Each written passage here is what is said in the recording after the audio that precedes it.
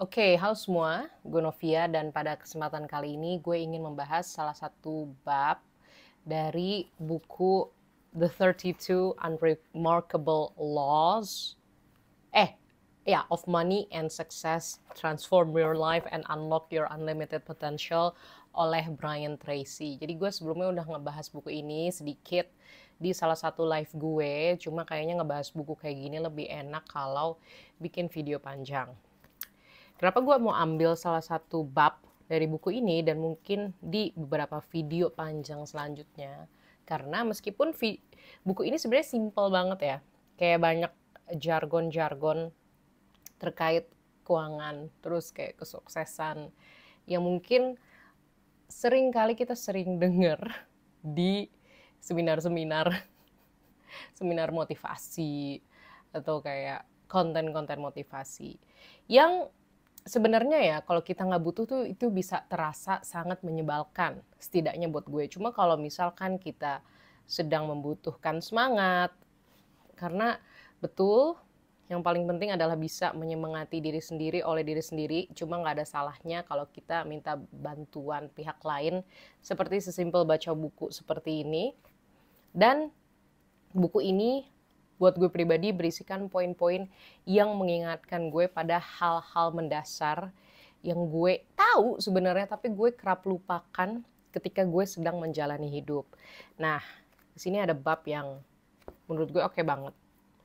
Bab 25, The Law of Accumulations, atau bisa dibilang ya sebagai ilmu atau hukum tentang akumulasi. Jadi, Brian Tracy menuliskan di sini, menurut hukum akumulasi atau law of accumulation atau aturan dasar atau dasar dari akumulasi, every great financial achievement is an accumulation of hundreds of small efforts and sacrifices that no one ever sees or appreciates. Setiap pencapaian keuangan yang besar merupakan akumulasi dari ratusan atau bahkan mungkin ribuan upaya atau pengorbanan kecil yang orang-orang tidak lihat atau apresiasi. The achievement of financial independence will require a tremendous number of small efforts on your part. Ini ngulangin yang tadi sih. Jadi intinya pencapaian dari kebebasan keuangan akan membutuhkan upaya-upaya kecil dengan jumlah yang besar dari dirimu. Ini adalah pesan yang bagus karena menurut gue ini bisa diaplikasikan tidak hanya ke aspek keuangan, tapi ke banyak aspek lain dalam hidup. Seperti simple deh, misalnya untuk merapikan kamar ya. Gue tahu banget kamar gue tuh nggak rapi. Menurut gue kamar gue harusnya bisa lebih rapi, ini rak bisa lebih rapi ya. Tapi di sisi satu gue juga harus membuat habit ke diri sendiri, kayak misalkan sesimpel kalau pulang nongkrong gitu ya atau pulang dari luar ya langsung diberesin tasnya, nggak bisa langsung ganti baju terus rebahan gitu, nggak bisa. Jadi mau nggak mau gue harus pelan-pelan, oke, keluarin dulu barang-barang dari tas yang ini, terus habis itu taruh tasnya, harusnya gitu. Dan hal itu kecil tapi akan membuat kamar gue rapi. Dan hal tersebut juga bisa diaplikasikan ke keuangan. Kalau gue ambil contoh ya dari kehidupan sehari-hari, sesederhana seperti kalau gue misalkan ini obligasi nih pas banget lagi buka nih, obligasi ORI 27 dibuka, dan kalau gue udah nanti gajian, gue langsung taruh lah setidaknya 1 juta lah minimal dari pembelian obligasi untuk beli obligasi tersebut. Emang terlihat kecil iya, tapi gue ada usaha untuk menyimpan uang agar uang tersebut tidak hanya digunakan untuk hal-hal yang konsumtif. Yang mana sebenarnya nggak apa-apa ya menurut gue, liburan, makan enak, beli barang-barang itu nggak apa-apa. Tapi kita juga harus punya tabungan. Dan hal-hal kecil kayak gitu yang akan membawa kita ke sebuah pencapaian yang besar. Gue percaya banget itu karena gue melihat sendiri dari nyokap gue. Nyokap gue dulu kerja itu bisa dibilang penghasilannya nggak terlalu besar. Tapi ketika dia bekerja dan punya anak, punya gue dan adik-adik gue, dia tuh anaknya hemat banget. Atau orangnya tuh hemat banget. Sesimpel kita mau beli apa gitu kan, dia tuh bisa menolak dengan tegas dan bisa memberikan alternatif yang lebih cocok dengan dompetnya, dan dia masih tetap bisa menabung. Dan akhirnya ketika dia pensiun, meskipun perusahaannya tidak memberikan tabungan pensiun ya, karena dia bukan ASN atau kerja di institusi negara atau kerja di tempat yang memberikan sebuah nilai pensiun yang gede, dia masih bisa hidup dari passive income karena dia punya tabungan yang lumayan, yang udah dikumpulin dari dia kerja, dari awal-awal dia kerja dan melalui fase punya anak yang udah segede sekarang ini, sampai akhirnya dia bisa menikmati masa pensiunnya dengan tenang. Jadi dia tetap bisa enjoy. Bukan berarti dia nggak pernah beli-beli barang ya, atau menghabiskan duit untuk pergi gitu sama teman-temannya ketika dia kerja, enggak. Tapi dia bisa pergi juga, tapi di sisi satu dia juga tidak pernah melupakan menabung. Dan hal itu ya, menabung terdengar sepele, tapi kita, apalagi kalau di posisi yang tinggi ya, yang udah nyaman dan tinggi, itu sering lupa. Karena gak sedikit dari kita yang udah di posisi tinggi, misalkan penghasilannya udah berpuluh-puluh juta, itu lifestyle-nya juga ikut naik. Jadi ibaratnya kita berada di hedonic treadmill atau alat treadmill yang terus berputar, dan kita muter aja itu ngikutin hedonisme. Nggak sedikit loh orang yang gajinya mungkin 1 digit, itu malah tabungannya lebih banyak daripada orang-orang yang gajinya 20 digit. Kenapa? Karena yang 20 digit, yang gajinya berpuluh-puluh digit. Kenapa? Karena puluhan digit itu lebih fokus misalkan ke liburan yang jauh ya. Ini juga jadi pengingat juga buat gue. Maksudnya gue seneng liburan ya, jadi gue selalu ngomong kayak gini tuh untuk mengingatkan diri sendiri juga. Liburan, terus mungkin kayak merasa gaji gue udah gede, gue udah bisa nih beli merek-merek branded. Sebenarnya nggak apa-apa, tapi baik lagi, kadang tas branded itu emang mahal kan. Kadang tuh orang-orang itu memaksakan diri untuk beli tas branded dan nyicil. Sebenarnya nyicil nggak apa-apa, tapi saking banyak yang dibeli, sampai udah nggak ada spot buat nabung. Ada banget. Mungkin nggak banyak ya, cuma ada. Dan itu sekali lagi menjadi pengingat. Terus udah gitu, selain liburan, tas, nongkrong di mall udah nggak seselektif dulu. Iya, nggak selektif. Kayak kelihatannya, nggak apa-apa deh, dessert 80.000. Tapi makan di luar setiap hari. Itu kan kecil ya, tapi akan mempengaruhi keuangan. Balik lagi, sebenarnya nggak apa-apa ya menikmati kenyamanan-kenyamanan itu, asal kita juga menyelipkan spot atau bagian untuk menabung juga. Karena balik lagi ke hukum akumulasi. Iya, kecil kelihatannya pengeluarannya, tapi sering. Makanya nggak sedikit tuh ada yang bilang kan, kebanyakan jajan kopi sih, jadinya nggak bisa nabung buat beli rumah. Ya itu sebenarnya ada salah, ya nggak salah nggak bener juga sih.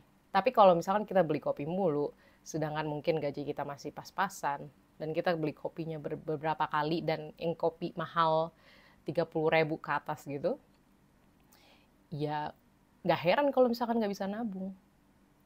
Kecuali kalian beli kopi tiap hari, dan emang dari kopi tersebut kalian jadi semangat untuk bisa punya side hustle misalkan atau usaha lain, nggak apa-apa, dan masih bisa tetap nabung. Kayak kalian beli kopi iya tiap hari, tapi kalian menghemat, misalkan nggak nge-gym, nggak ikut olahraga yang butuh, yang bayar sewa kayak tenis, padel, jadi olahraganya cuma jalan kaki atau lari di GBK, kan udah nggak hemat banget. Karena kecuali teman-teman masih udah nggak perlu mikirin lagi, bukan kau mendang-mending, menurut gue harus tetap diseimbangkan sih. Baik lagi ke hal-hal kecil tadi. Iya, pengeluaran nggak apa-apa, berkali-kali juga. Tapi kalau bisa menyimpan uangnya juga berkali-kali juga. Oke, kita lanjut.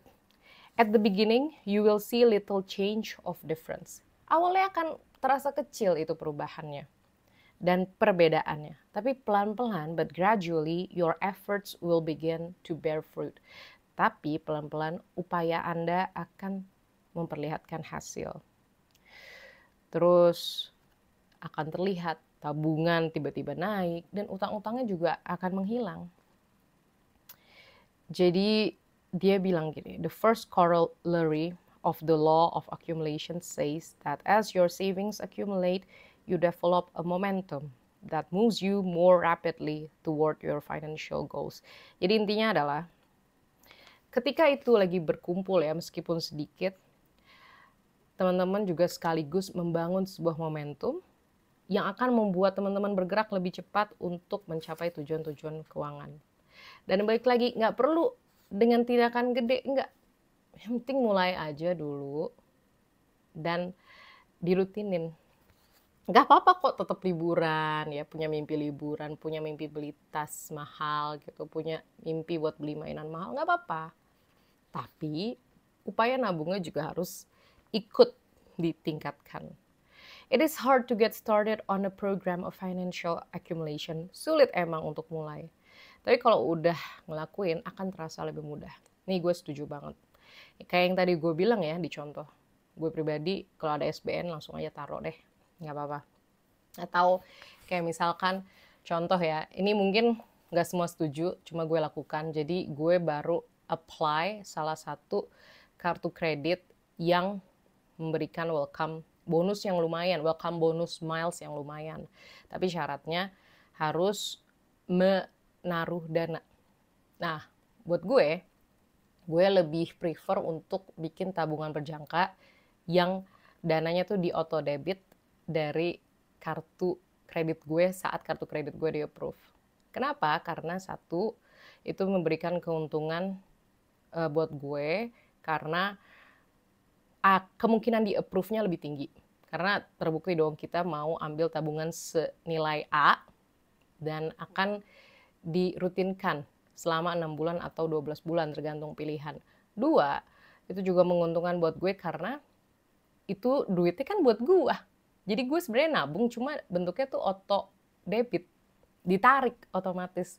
Yang mau nggak mau gue harus menambal auto debit tersebut pakai duit gue sendiri, tapi hasilnya juga akan jadi duit gue, ibaratnya deposito, tapi di auto debit ke kartu kredit. Lucu ya, kelihatannya emang sepele, tapi hal tersebut tuh akan terasa bagus ketika nanti sudah jatuh tempo, karena gue akan dapat duitnya nanti di akhir. Misalnya gue nabung, ya ini contoh angka ya, 20 juta ya. 20 juta dibagi 6 bulan atau 12 bulan, itu adalah tabungan berjangka. Jadi nanti setiap bulannya sekitar hampir 2 juta. Kalau misalkan 12 bulan di 20 berarti ya mungkin sekitar 1,5 juta ditarik otomatis dari kartu kredit gue. Dan itu menjadi tabungan gue. Itu kan sebenarnya habit kecil, tapi menguntungkan banget buat gue karena gue bisa dapat welcome bonus miles yang mana bisa jadi tiket pesawat gratis ke luar negeri dan gue tetap nabung. Kan hal kecil ya. Emang terasa kayak aduh ngapain ya gue bikin auto debit ya, tapi enggak, itu memaksa diri gue untuk nabung. Dan sekali lagi juga untung. Emang kelihatannya lama ya karena gue ambil yang 12 bulan. Cuma 12 bulan tersebut bikin gue secara nggak langsung tuh mengapresiasi bagaimana sebuah pencapaian keuangan itu diraih tidak dengan instan, harus sabar. Masalahnya adalah kalau misalkan bergantung sama gue sendiri, gue tahu gue tuh agak susah ya untuk melihat dana yang nggak kepake di bank. Ini gue udah tahu diri gue sendiri. Makanya gue sangat prefer SBN karena SBN sekali udah beli nggak bisa ditarik lagi duitnya. Dan makanya kalau misalkan pakai tabungan berjangka ini, meskipun kelihatannya agak berisiko ya karena auto debit dulu dari kartu kredit gue, tapi kan gue mau nggak mau jadi terpaksa untuk bayar auto debit tersebut.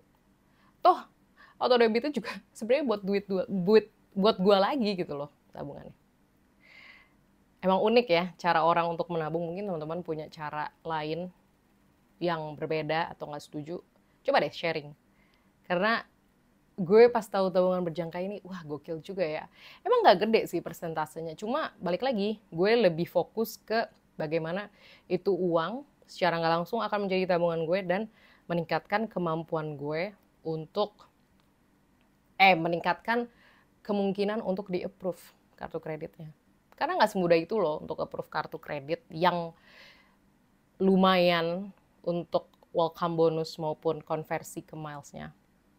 Emang kadang butuh seperti itu. Jadi win-win solution lah. Dan hal tersebut itu bisa menjadi salah satu trik atau hack tanda kutip untuk meraih beberapa financial goals. Jadi kalau misalkan teman-teman mungkin nggak suka traveling ya kan, atau nggak mau berhubungan sama kartu kredit, ya nggak masalah. Mungkin caranya bukan seperti itu, ya mungkin nabung aja secara konvensional. Ide banyak lah, berbagai cara untuk mengakumulasikan uang. Terus, di sini juga dibahas the law of inertia. Jadi, the law of inertia ini intinya adalah the tendency to resist changes in a state of motion is inertia. Commonly phrased, the law says that a body in motion tends to remain in motion unless acted upon by an outside force. A body at rest tends to remain at rest unless acted upon by an outside force. Terus, apa sih hubungan dari inertia ini? Kita artiin dulu. Jadi intinya adalah, hukum inertia ini mengatakan bahwa sebuah tubuh yang bergerak itu akan terus bergerak kecuali jika ada suatu hal yang membuat dia berhenti. Dan tubuh yang sedang berhenti, sedang istirahat, yang diam, akan tetap diam sampai ada suatu hal yang membuat dia bergerak. Terus apa sih hubungannya sama law of accumulation, sama tentang sukses secara keuangan? Jadi itu hubungannya adalah dengan pikiran, dengan keinginan, habit, dan daily routine. Gimana pun juga, force atau hal yang mengubah teman-teman dari yang tadinya diam, terus jadi bergerak, itu sebenarnya balik lagi ke diri sendiri. Pihak luar, outside force-nya itu sebenarnya diri sendiri. Teman-teman mau nggak bergerak? Teman-teman mau nggak memulai untuk berubah? Meskipun kecil ya. Tapi nggak masalah, karena ada poin selanjutnya lagi, start small at the beginning. Kalau emang baru mulai, it's okay to start small. Dan start small bisa berarti juga tidak berjalan mulus, yang mana nggak apa-apa. Nanti start lagi sampai akhirnya menemukan cara yang tepat. Kayak misalkan sesimpel, ini beda lagi ya, nggak ngomongin keuangan, ngomongin YouTube gue.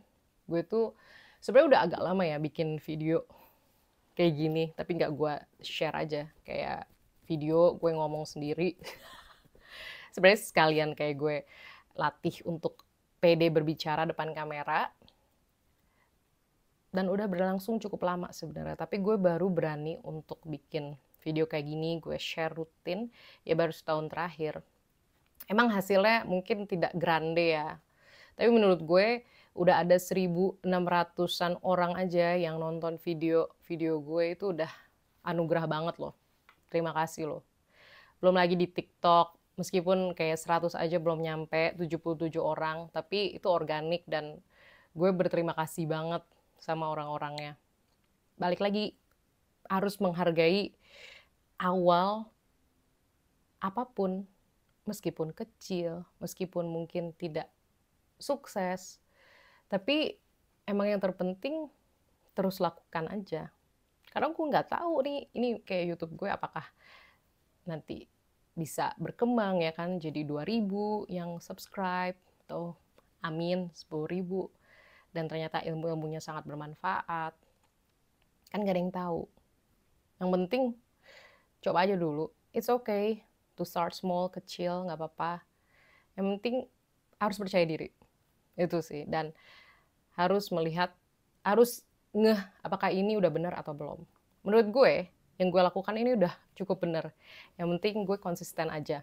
Konsisten bikin video panjang kayak gini. Meskipun tentu banyak ngalor ngidul ya, tapi I'm having fun. Dan gue rasa yang gue share juga masih lumayan ada isinya. Terus video shorts ya buat fun aja. Kayak video-video meme yang gue post, dan video live. Video live tuh ternyata cukup menarik beberapa orang yang nggak pernah tahu kanal gue, random aja gitu tiba-tiba muncul di kanal mereka. Dan tiba-tiba jadi subscribers baru. Udah di jalan yang tepat menurut gue. Jadi gue tinggal lanjutkan aja. Dan balik lagi ke hukum akumulasi. Emang kelihatannya kita nabung mungkin cuma tanda kutip 100.000 gitu awalnya ya. Tapi 100.000 itu rutin dilakukan setiap kita gajian. Terus kita ngerasa, aduh kayaknya gue bisa lebih hemat nih, naik deh jadi 200.000, naik deh jadi 300.000. Tiba-tiba udah 10 juta. Ya mungkin butuh waktu, tapi at least emang gitu kalau mau mulai. Kayak mungkin banyak keraguan, kayak ada godaan ngelihat orang lain kok udah bisa melancong kemana-mana, kok udah bisa beli barang ABCD, kita tapi baru mulai nabung. Godaannya gede banget, tapi yang terpenting adalah kita tetap fokus untuk mengakumulasikan dan gak usah terlalu peduli sama hal di luar kita. Kalau misalkan kurang motivasi, ya mungkin baca buku kayak gini, ya kan? Atau ingat lagi ke diri sendiri, apa sih tujuan kita, dan berusaha untuk nggak terlalu banyak lihat orang lain. Itu sih. Dan tiba-tiba jadi panjang, jadi 22 menit. Ini makanya pentingnya kita membaca buku, meskipun kayak cuma satu bab ya, ini satu bab tuh cuma cuma 2 lembar atau 4 halaman, tapi kalau kita selain baca juga mencoba mengelaborasikannya ke banyak hal yang berkaitan ataupun secara tidak langsung berkaitan, itu akan menjadi metode yang baik untuk belajar. Dan gue dengan sharing seperti ini, meskipun gue tahu sekali lagi sangat tidak terstruktur, tapi gue secara nggak langsung tuh jadi belajar juga. Karena cara terbaik untuk belajar salah satunya adalah untuk memberitahu apa yang sedang kita pelajari atau yang sudah kita pelajari. Bener deh, abis gue bikin video ini akan nempel banget di gue. Mungkin tidak akan bermanfaat video ini ke kalian, tapi gue berharap tetap bermanfaat juga. Cuma video ini sudah pasti akan bermanfaat buat gue karena gue udah sharing apa yang gue baca dan gue udah coba mengelaborasikan. Sekali lagi, mulai dengan simple, step by step, pelan-pelan, dan percaya diri. Itu aja video dari gue. Semoga bermanfaat. Kalau nggak bermanfaat pun, terima kasih loh udah nonton sampai titik ini. Dan sampai jumpa di video selanjutnya. Dadah.